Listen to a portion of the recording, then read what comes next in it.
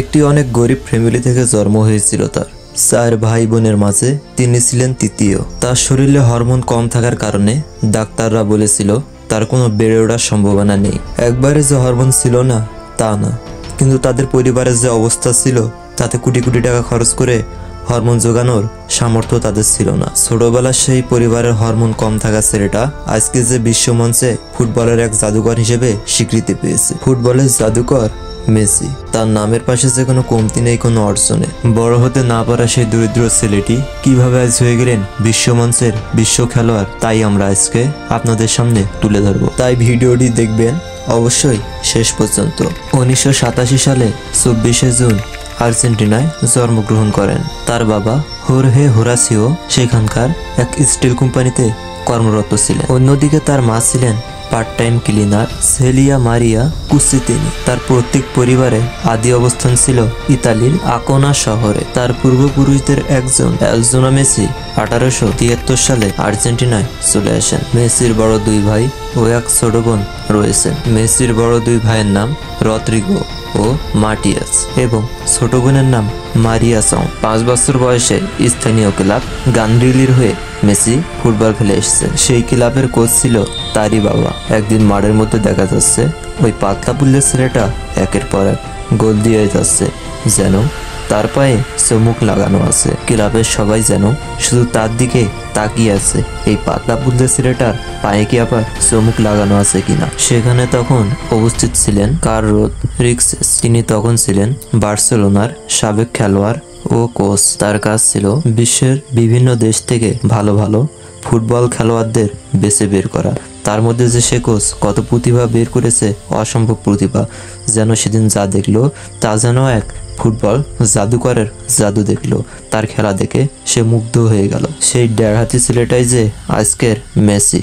লেক্সেস আর্জেন্টিনায় এসেছিলেন যেন এক প্রতিভার খোঁজে। আর্জেন্টিনার কৃষকদের খেলা দেখে তার মন মুগ্ধ হয়েছিল না। তিনি এমন কাউকে খুঁজছিলেন যার খেলা দেখে সবাই যেন অবাক হয়ে যায়। সেই কোচ মেসিকে বলে, তোমাকে তো খুঁজছে গোটাল বিশ্ব, এত সুন্দর খেলতে পারো এত ছোট ক্লাবে কেন? মেসি তখন উত্তরটা যা দেয় তা শুনে হতবাক হয়ে যায় কোচ। মেসি বলে, আমার পায়ে 2 জোড়া বুট কেনার টাকা নেই, আর আমি খেলবো নাকি ভালো ক্লাবে? এত টাকা পয়সা কই পাবো?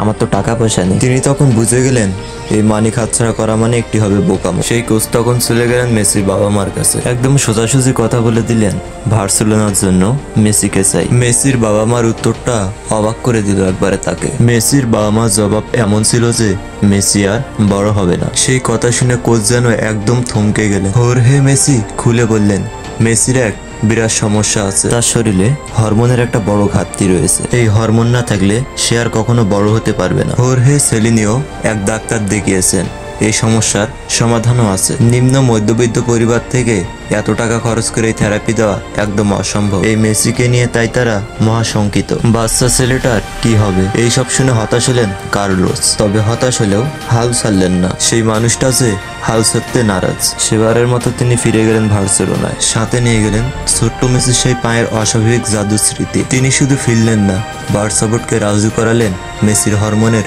চিকিৎসার জন্য। সময়টা 2000 সাল। বার্সা বোর্ড রাজি হয়েও গেছে, কিন্তু একটা সমস্যা ছিল, মেসি বাবা মাকে ছাড়া কিভাবে থাকবে? সেটারও সমাধান হলো।